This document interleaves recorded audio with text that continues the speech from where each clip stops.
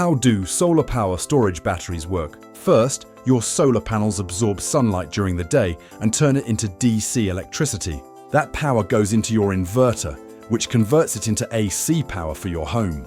Any electricity you don't use right away is sent to your battery, instead of being wasted or pushed into the grid. This stored energy sits ready to be used anytime you need it, especially at night or during blackouts.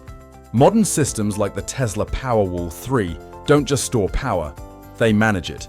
Your battery constantly tracks when your home needs energy, when the sun is producing power, and when it makes sense to draw from the battery or grid, it automatically balances your solar, storage, and backup. So your home always gets the cheapest and most reliable energy source. And with smart apps, you can monitor everything in real time, right from your phone.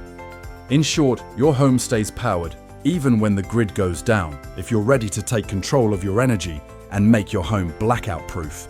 Reach out to Green Home today.